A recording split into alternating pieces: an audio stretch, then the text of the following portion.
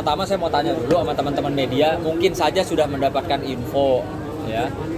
Apakah kuasa hukum dari pihaknya Mbak Vena itu sudah mengajukan gugatan cerai atau belum? Ada yang tahu infonya? Belum ada info, Bang. Ada info. Belum ada info ya? Oke. Masih dibikin draftnya.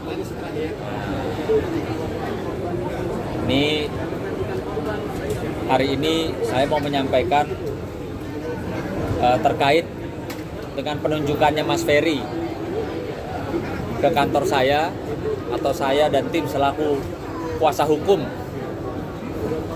Mas Ferry Irawan yang bertugas untuk menjalankan atau melakukan upaya hukum menggugat cerai Mbak Vena Melinda di Pengadilan Agama Jakarta Selatan. Hari ini tadi rekan saya Bang Imam sudah melakukan pendaftaran ya. Dan untuk agenda berikutnya tentunya kami menunggu relas panggilan yang dimana Mas Ferry Irawan dan keluarga sudah mantap atau memantapkan hatinya untuk menjalankan atau mengajukan proses cerai sebagai penggugat dan Mbak Vena Melinda sebagai tergugat. Mungkin Pak Imam bisa lanjutkan surat kuasanya dulu. Surat kuasa. Ini surat kuasa saya. Ini bukan buat KDRT loh ya. Ini buat kasus perceraiannya. Urusan perceraiannya Mas Ferry sudah bikin kuasa.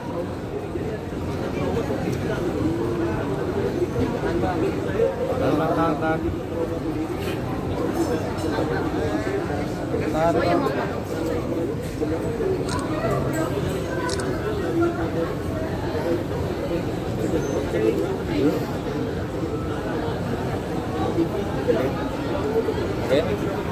Bang, itu surat apa, Bang? Boleh dijelasin? Ini surat kuasa. Surat kuasa. Iya, surat kuasa. Jadi Mas Ferry memberikan kuasa kepada saya ya untuk mengajukan gugatan perceraian terhadap tergugat Mbak Vena Melinda. Januari waktu itu. Iya, betul.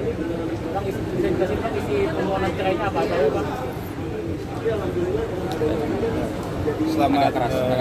Selamat malam kepada teman-teman media. Jadi pertanggal 7 Februari 2023 berdasarkan surat kuasa yang telah ditandatangani oleh Mas Ferry tanggal 30 Januari 2023 dalam hal untuk membuat dan mengajukan permohonan cerai talak terhadap Mbak Vena Melinda selaku termohon atau tergugat. Jadi pertanggal 7 Februari 2023 kami tim kuasa hukum telah mengajukan dan mendaftarkan permohonan cerai talak atau gugatan ke Pengadilan Agama Jakarta Selatan melalui e-court Mahkamah Agung. Jadi sudah jelas tanggal 7 Februari 2023 tertera ya. Di sini Mas Ferry Irawan sebagai penggugat atau pemohon.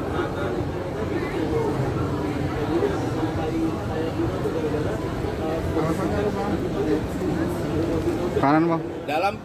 Dalam permohonan cerai talak tersebut saya jabarkan adalah secara garis besarnya bahwa permohonan itu termohon Mbak Vena Melinda yang kami duga dan kami telah masukkan di dalam permohonan cerai talak menjatuhkan harkat dan martabat Mas Ferry Irawan selaku pemohon atau suami dari Mbak Vena Melinda, yang nantinya kami akan buktikan dalam agenda pembuktian di dalam persidangan bahwa apa yang telah diungkapkan oleh Mbak Vena Melinda maupun dari kuasa hukumnya adalah itu rangkaian untuk menggiring opini. Jadi nanti akan kami buka semua di agenda pembuktian bahwa Mas Ferry Irawan telah menjalankan dia sebagai suami telah bertanggung jawab selama dia berumah tangga dengan Mbak Vena Melinda. secara garis besarnya. Nah, jadi teman-teman udah paham ya, masyarakat juga sudah paham ya. Makanya gunakan itu jasa advokat yang masih junior, masih muda gesit, ya. Nggak pakai ngomong mau masukin gugatan. Kita sudah masukin gugatan per hari ini. Tanggal 7 kemarin ya. Oh, hari ini ya, hari ini. Ya. Jadi sekarang kita sama-sama bisa menunggu ya. Karena saya juga udah nggak sabar nih sama tim untuk membuktikan fakta-fakta yang ada, ya, membantah tuduhan-tuduhan yang keji, ya, seorang suami dibilang nggak ngasih nafkah, KDRT dan lain-lain. Nanti kita bisa buktikan pada saat persidangan kasus cerainya ini, gitu loh. Jadi, ya. Kemarin katanya mau nunggu aja gitu. Tapi kok pada akhirnya dari duluan yang mulai. Kenapa? Pertimbangannya apa sih? Sampai akhirnya Pertimbangannya ya sudah pasti ya, dengan tidak henti-hentinya. Saya katakan tidak henti-hentinya pihak sana maupun melalui kuasa hukumnya yang senior yang hebat itu terus-terusan kan. Dari awal masalah KDRT-nya, lalu masalah ranjang dibicarakan, nggak ada kaitannya sebenarnya. Lalu bicara masalah nafkah, yang dibilang mau kondo tidak memberikan nafkah, nanti kita buktikan di pengadilan. Ya, lalu yang terakhir dibilang katanya klien saya Mas Ferry itu mengancam akan menyebarkan foto atau video yang tidak pantas atau senonoh apabila tidak mau diajak berhubungan suami istri. Nah, ini yang terakhir saya sudah bilang. Kalau memang itu bentuknya pengancaman dan ada buktinya, laporkan saja. Gitu loh. Jadi jangan membangun opini-opini, ya, melemparkan statement-statement, menggiring opini publik untuk menjatuhkan, ya, Mas Ferry, yang dimana Mas Ferry ini belum menjalani tahapan proses hukum. Belum diketok palu sebagai terpidana, orang yang bersalah gitu. Jadi stop, saya himbau untuk stop.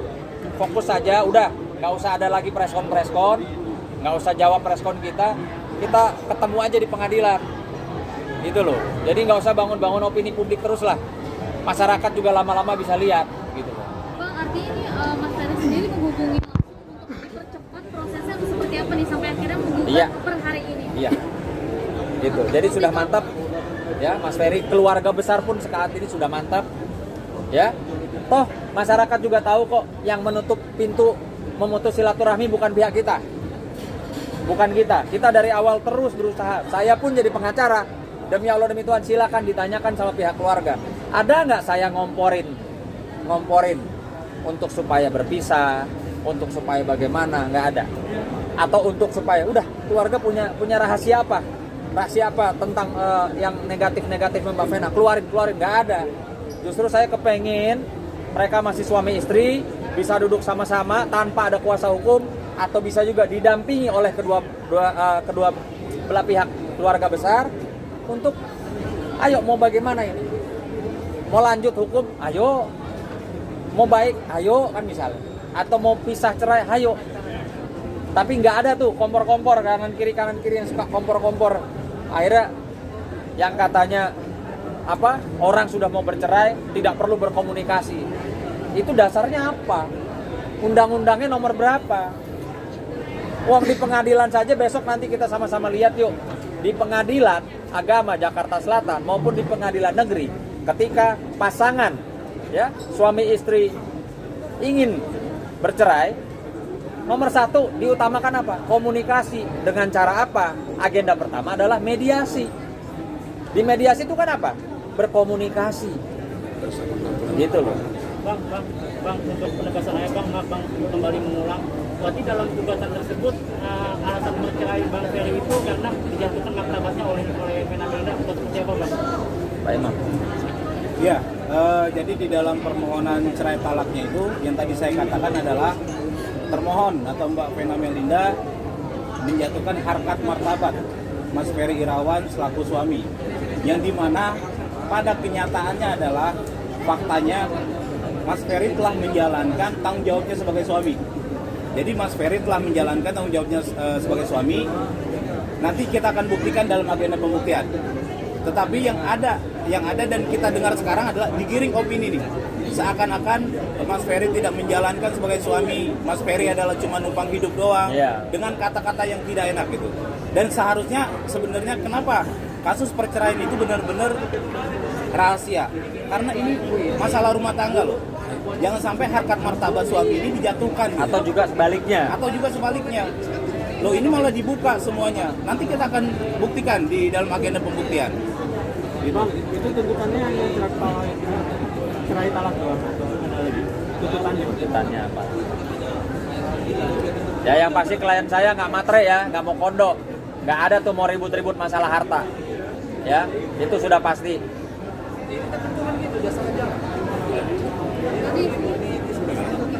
Hanya cerai talak aja ya? Hanya cerai talak.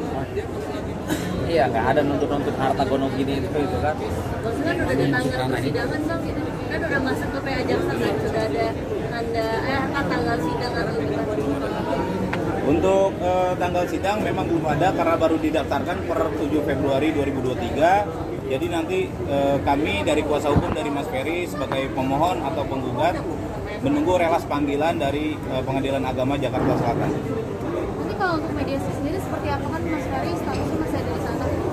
Ya kan bisa ya. Sekarang kemarin juga COVID kan kita bisa online. Ya, jadi tidak menutup kemungkinan juga nanti persidangannya ya kita harus fair gitu. Gimana? Jadi terkait agenda mediasi, ada yang bertanya bahwa Ferry Irawan ini kan lagi ditahan, apa bisa mediasi? Nanti gini, ada di dalam agenda mediasi maupun di dalam membacakan ikrar talak, itu ada yang namanya surat kuasa istimewa. Artinya surat kuasa istimewa itu diberikan kepada kuasa hukum maupun kepada keluarga apabila memang satu pemohon sedang melakukan studi ya di luar negeri yang tidak bisa untuk pulang lagi. Terus yang kedua yang tadi dikatakan bahwa Mas Ferry sedang menjalani masa penyidikan ya. Jadi nanti tidak menutup kemungkinan bahwa ada surat kuasa istimewa untuk melakukan mediasi maupun membacakan ikrar talak di hadapan majelis hakim. Jadi tidak ada halangan ya bang jarak Surabaya ke Jakarta? Ya kalau itu tidak ada halangan, masih banyak caranya kok. Iya, banyak opsi. Masih banyak opsi yang akan dilakukan, masih ada surat kuasa istimewa. Apakah nanti kita melakukan permohonan kepada pihak penyidik Polda Jatim ya, Polda Jatim untuk menghadirkan Mas Ferry dalam agenda mediasi karena artinya ini kan diminta oleh pengadilan. Gitu. Bang boleh tahu mungkin percakapannya waktu itu dengan Mas Ferry seperti apa sampai akhirnya menggugat hari ini oke, hari ini gugat aja, gimana sih bang percakapan Mas Ferry sendiri mungkin? Gini, kalau saya mungkin berbeda ya sama pengacara yang lain. Ada hal-hal yang mungkin buat saya juga prinsip yang saat ini juga belum bisa saya buka. Jadi saya mau pastikan saya nggak mau banyak bacot, tapi banyak bekerja, banyak bukti. Ya ini buktinya.